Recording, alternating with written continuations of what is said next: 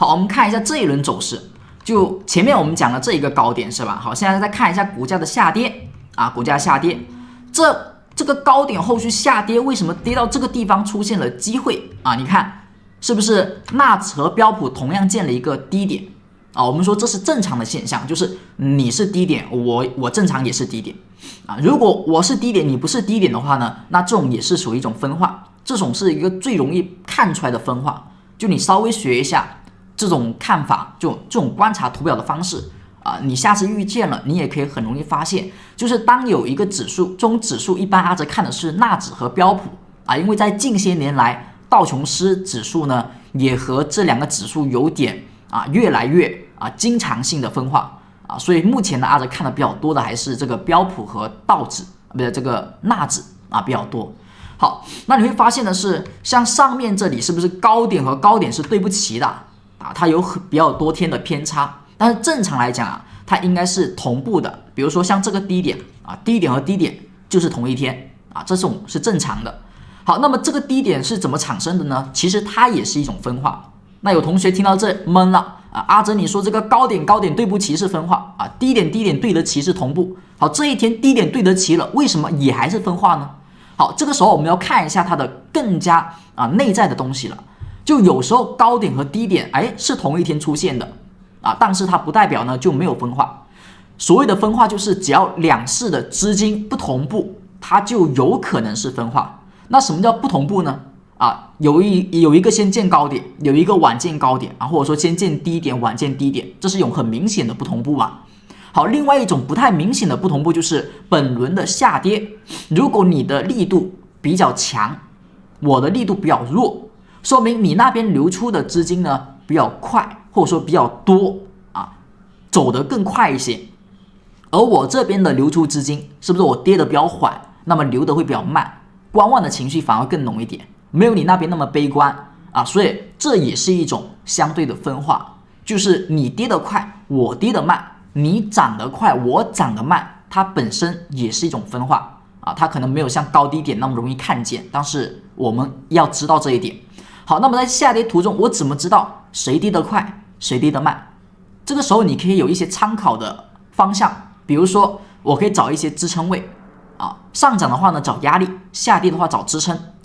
如果本身股价的上涨当中假设上涨当中有关键的前方的支撑这个支撑不一定是低点它也可能是某些的关键的技术面的表现，比如说高量的 K 线，比如说大阳线大阴线都可以。好，那么像有两个指数都在上涨你底下呢可能有这个5个支撑我底下呢可能我也有5个支撑。好，这个时候股价的下跌，如果某一个指数它跌破了3个支撑，而有那么另外的指数它可能只跌了1个支撑好，那么看着呢好像都是在下跌看着呢你是高点我是高点，你也调整我也调整同一天都见低点，但是它的下跌可能有一个跌穿了2、3个支撑，而你只跌穿了1个支撑，那是不是也可以说明有一个指数是流出较慢的，比较强势的，那么有一个指数呢是比较恐慌的，比较悲观的，那么这两个呢也是不一样的是吧？它也是分化的它不一定呢说非得要你在涨我在跌这种才叫分化，也不是能够明白吗？就是下跌上涨，你怎么看分化，不一定是非得要看高低点，就有时候跌的速度涨的速度不一样，它也是一种分化。那么目前如果没有问题了，我们来看一下这一波下跌。好，那么阿哲呢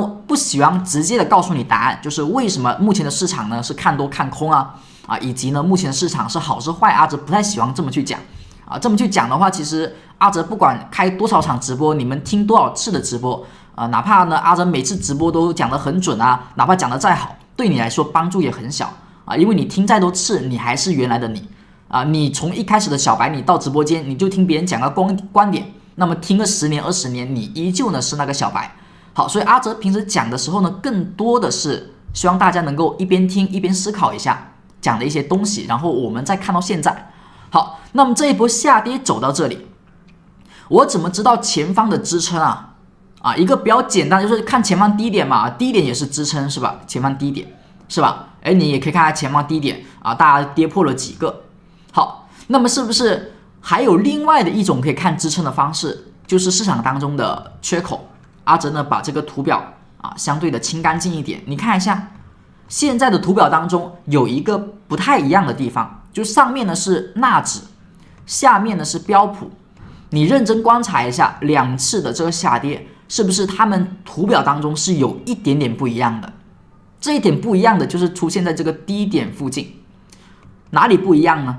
就是这个地方有一个呢，底下有一个灰色的块，能看见吗？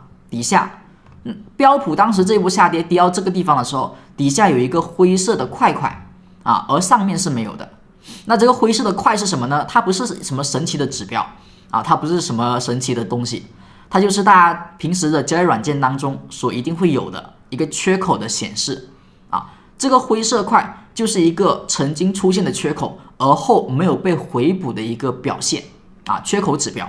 好，那么你看一下上面为什么没有啊？这个指标阿哲调出来了，上面应该也有的呀。上面是没有缺口吗？当时我们看到这个地方的左边，它没有缺口吗？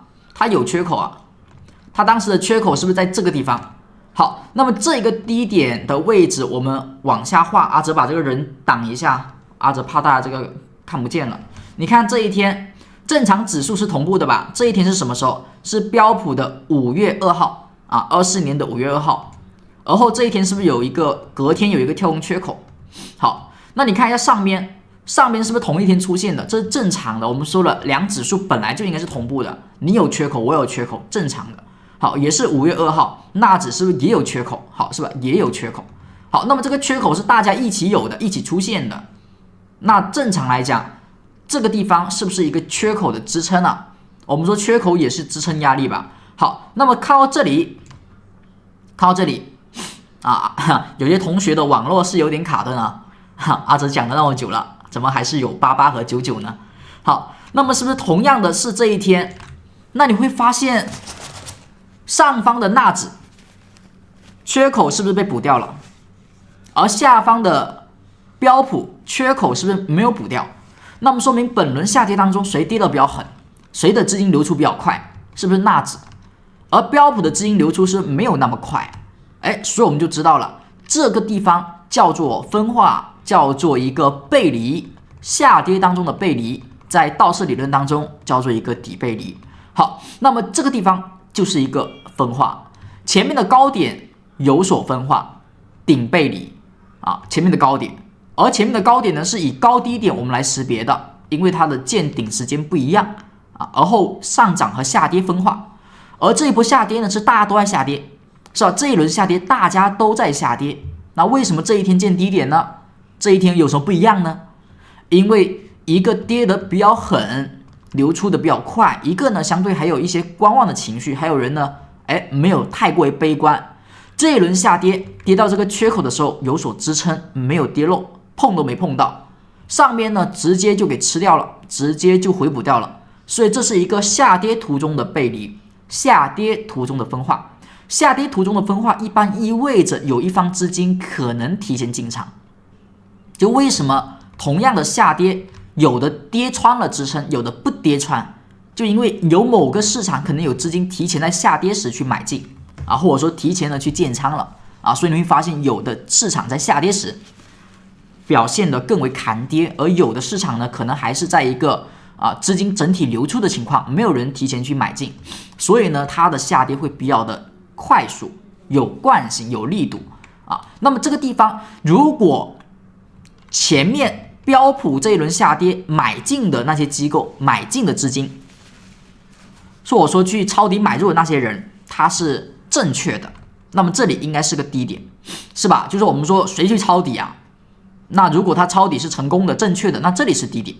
好，那如果不成功的话，它这里不是低点。那我怎么知道它成功还是不成功呢？你就看一下这个分化的现象有没有保持。如果股价走到这里，标普它就是不跌破，就是不回补这个缺口，就说明这一个抄底的资金很坚定，而且后续有出现明确的上涨，它就是不回补这里。好，而后它还反带动的纳指出现什么呀？止跌反弹好，开始走上涨，那我们就知道了这个地方前面抄底标普的人是对的，这一部分资金呢是正确的，他提前买进了。好，那假如失败呢？假如当时提前买进的人失败呢？他看错了呢？好，那么他应该会出现的表现就是往下去把这个缺口补掉。他可能因为有人在买进，所以他晚了，他跌得比较缓了。但因为整体来说市场在下跌的，确实这里不是低点，那么它总会往下去下跌，总会去回补，只是当时呢相对有资金的影响晚了几天。好，那我们就知道了，只要他把这个缺口补掉，那么就是修复了背离。背离一旦修复呢，就说明当时买进的人是错的。这个分化最后的表现，分化最后会同步，分化的最终结果，我们说合久必分啊，分久必合。那么分久必合，它一定会有一个方向，那么市场将会产生合力。这个合力呢，要么就是确实标普抄底的人是对的，那么合力将会往上走，带动纳指也往上走。好，见了低点。好，那如果这合力最后说明的是市场还在下跌，你抄底抄早了，你抄在棒上腰了，那么这个合力就会回补缺口后继续下跌，而且可能会加速下跌，因为之前买错的人呢，他可能会割肉啊，之前呢看空的人呢会更加坚定。好，那么合力出现，市场就会出现加速啊。好，这就是顶背离和底背离。那么现在我们再看到当前。我们再看到当前的情况啊，阿珍呢把这个来，我们看到目前放大啊，我们把它放大。好，目前我们来看一下，上方呢是一个纳指啊，上方是纳指，下方呢是一个标普。那目前我们来看一下图表当中的这一轮下跌，上涨到现在有没有背离现象？啊，就是最近的这个上涨，两指数最近的上涨有没有背离？有的啊，回复一个 yes 啊，没有的回复个 no 啊，有还是没有？如果有新来到直播间的同学呢，啊，记得点个订阅啊，以后呢可以多来学习，多来听课。我们一般是每周的周天和周一的早上时间啊，香港早上时间10点开播。